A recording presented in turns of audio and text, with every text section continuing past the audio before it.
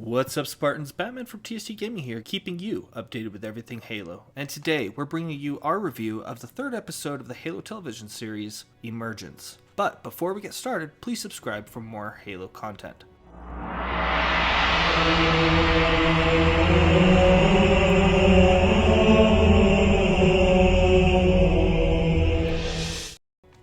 Spoiler warning for those of you who have not seen the episode, please go do so and then return to watch the video. But if you continue, you have been warned that there will be spoilers ahead. Episode 3 really helps to keep up the momentum that's been building from the first two episodes, and is starting to really coalesce into a much deeper show than I was thinking it would be. So the first thing I'm going to talk about is Kwan Ha. Now, I said in the last episode review that I wasn't sure if they were just going to kind of end her character there. I didn't think so, given the fact we were seeing a new leader on Madrigal. I'm really excited to see that they've taken Kwan Ha, who's under the protection of Soren. Now she's made a deal with him, saying, hey, take me to Madrigal, and I'll make you rich. And at first he's reluctant, but then he agrees to it, which is going to come to a head when Maki, who is the human who's been living with the Covenant all these years, which we get to see some of her backstory and how she joined the Covenant, which it makes perfect sense with how those few minutes really show you the lifestyle that she had, and that basically they came and rescued her from where she was. And so she's like, yeah, I'm on your guys' side.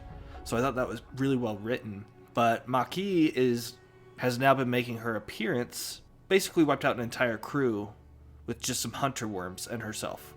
And based on the episode, it sounds like she's also headed to Madrigal to see if she can find any clues about the artifact, which is exactly where I think her and Soren are going to run into a fight, which will be really cool to see what happens with that.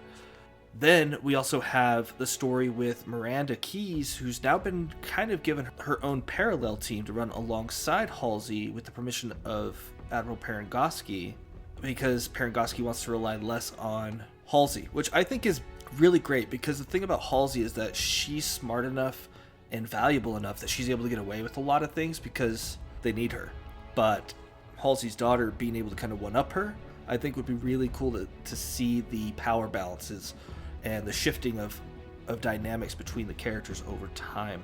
And then, of course, the biggest part of the episode I thought was Chief and Cortana and Halsey, and that trio and their story in this episode, which was fantastic because we saw Halsey with her flash clone, who I'm assuming she put into cryosleep as soon as she flash cloned her years ago because of how young she was, and she wasn't aware of a lot of the things that had happened after a certain point. So I thought it was really cool that she got to have a conversation with herself, which was a really great way for a information dump of sorts to let us know, hey, 35 Spartans made it, which is less than half of the initial candidates. So we now know there's 35 Spartans in this world. We have 5 Spartans who've already made their appearance in this series, plus one that Master Chief references who had died previously. So we now know 6 of the identities of the 35 surviving Spartans. But on top of that, we see Halsey's flash clone get killed, so that way they could digitize her brain enough to turn it into Cortana. So we get to meet Cortana for the first time, which I like the way she looked a lot better than I thought I would from the trailer. I love the fact that they used Jen Taylor's voice, because it just, I don't think would be the same. I know initially it was the actress who was playing Halsey who was going to be taking over the role of Cortana, but I love the fact that they just went with Jen Taylor.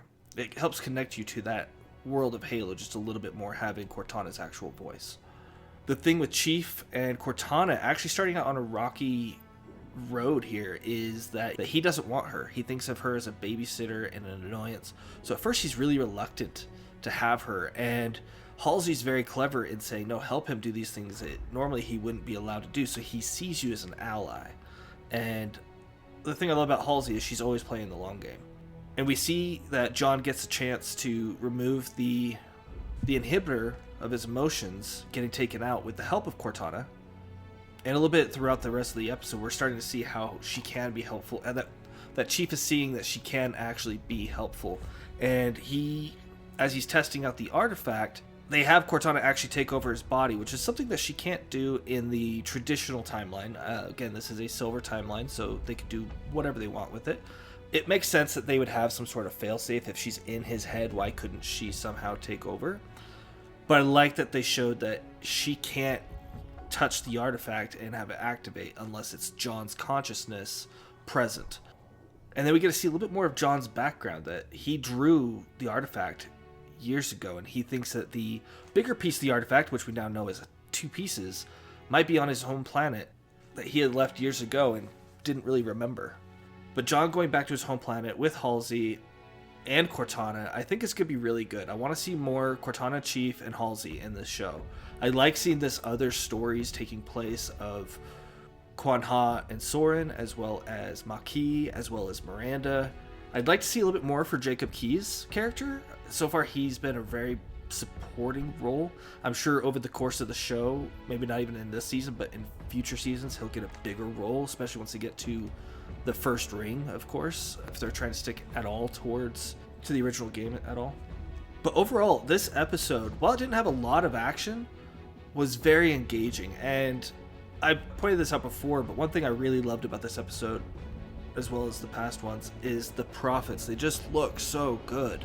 They did such a great job. The language that Maquis has to basically articulate using a human mouth is fantastic to kind of give us the Covenant languages, backgrounds, and we see a little bit more of a human side to Maquis than we've seen before. We also see that she's very deadly, even holding a little energy sword in her fingertip, which I don't know is some sort of augmentation, or if there's some sort of fake fingernail that she has that could turn into a mini sword, which will be very interesting to see how she utilizes that in the future episodes. But this episode, I would seriously give an 8 out of 10. It was a really good episode. It gave us some backstory. It gave us some future story. It's continuing a story. It's not just trying to brush aside little things. I think it's great that they are trying to tell their own story of Halo. It doesn't have to match exactly. And the thing is that there's been a lot of negativity around the show. Like, hey, I don't like this. Or in this episode, there was Master Chief showing nudity, and people were like, oh, he's now Master Cheeks. And some people were saying that the actor doesn't portray him very well, or this or that. It's a show. And if you had told me back in the Halo 2 glory days when they had first announced a Halo live-action movie that we'd be getting a TV show after many years of waiting for something live-action like this, I'd just be happy to have it. And that's really where I stand. I'm just happy to have live-action Halo content that I can enjoy. Is it the version of the story that we're familiar with? No. But that's what makes it fresh and interesting and exciting. But let us know down in the comments below what you think of this episode and the show in general. And that's all we have for today. If you did enjoy this video, please like and subscribe. Thank you for watching TST Gaming. Until next time, just play.